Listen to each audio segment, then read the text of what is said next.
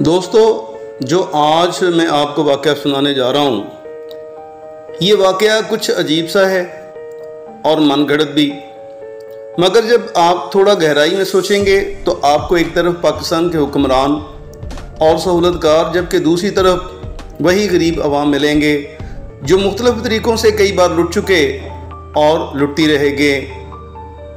واقعہ کچھ یوں ہے کہ ایک نہایت شاطر اور ماہر چور نے چوری کی خاطر مہنگا لباس زیب تن کر کے معزز اور محترم دکھائی دینے والے شیخ جیسا حلیہ بنایا اور صرافہ بازار میں سنار کی ایک دکان میں چلا گیا۔ سنار نے جب اپنی دکان میں وضع قطع سے نہایت ہی رئیس اور محترم دکھائی دینے والے شیخ کو دیکھا جس کا نورانی چہرہ چمک رہا تھا، تو سنار کو ایسا لگا جیسے اس کی دکان کے بھاگ جاگ اٹھے ہوں۔ اسے پہلی بار اپنی چھوٹی سی دکان کی عزت و وقار میں اضافے کا احساس ہوا۔ آگے بڑھ کر شیخ کا استقبال کیا۔ شیخ کے بہروپ میں چور نے کہا، آج خریداری تو ضرور ہوگی، مگر اس سے پہلے بتائیں کیا آپ کے لیے ممکن ہے کہ آپ اپنی سخاوت سے ہمارے ساتھ مسجد بنانے میں حصہ ڈالیں؟ ہمیں آپ کا حصہ خواہ ایک درہم ہی کیوں نہ ہو ضرور ڈالیں۔ سنار نے چند درہم شیخ کے حوالے کیے ہی تھے کہ اسی اثناء میں ایک لڑکی جو در حقیقت چور کی ہم پیشہ تھی دکان میں داخل ہوئی اور سیدھی شیخ کے پاس جا کر اس کے ہاتھوں کو بوسہ دینے لگی اور التجائیہ لہجے میں اپنے اہل و عیال کے لیے خیر و برکت کی دعا کے لیے کہا۔ سنار نے جب یہ منظر دیکھا تو اسے رہا نہ گیا اور معذرت خواہانہ لہجے میں کہنے لگا، اے محترم شیخ، لا علمی کی معافی چاہتا ہوں، مگر میں نے آپ کو پہچانا نہیں ہے۔ لڑکی نے یہ سن کر تعجب کا اظہار کیا اور سنار سے مخاطب ہو کے کہنے لگی، تم کیسے بد نصیب انسان ہو، برکت، علم، فضل اور رزق کا سبب خود چل کر تمہارے پاس آ گیا ہے اور تم اسے پہچاننے سے قاصر ہو۔ لڑکی نے شیخ کی طرف اشارہ کرتے ہوئے کہا، یہ فلاں علاقے کے مشہور و معروف شیخ ہیں جنہیں خدا نے کثرت علم، دولت کی فراوانی اور ہر قسم کی دنیاوی نعمتوں سے مالا مال کر رکھا ہے۔ انہیں انسانوں کے بھلے کے سوا کسی چیز کی حاجت نہیں۔ لوگ ان کی ایک جھلک دیکھنے کے لیے بے تاب رہتے ہیں۔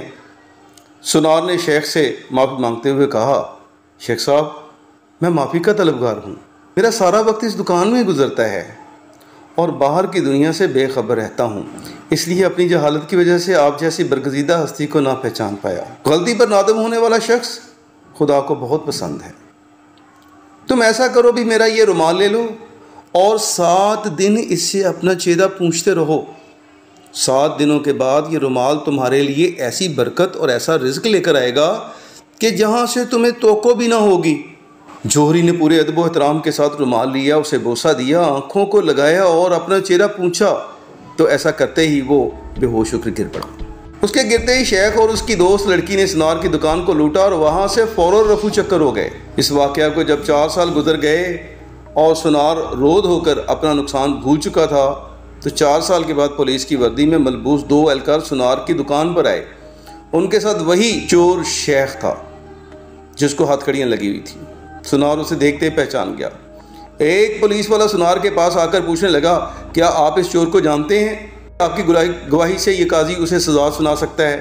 سنار نے کہا، کیوں نہیں، اس نے فلاں طریقہ واردات سے مجھے بے ہوش کر کے میری دکان لوٹی تھی۔ پولیس والا شیخ کے پاس گیا اور اس کی ہتھکڑی کو کھولتے ہوئے کہنے لگا، تم نے جس طرح دکان لوٹنے کا جرم کیا تھا ٹھیک اسی طرح وہ ساری کارروائی دہراؤ تاکہ ہم طریقہ واردات کو لکھ کر گواہ سمیت قاضی کے سامنے پیش کر کے تم پر فرد جرم عائد کروا سکیں۔ شیخ نے بتایا کہ میں اس طرح دکان میں داخل ہوا اور میری مددگار لڑکی آئی، اس نے فلاں بات کی، پھر میں نے رومال نکال کر دکاندار کو دیا۔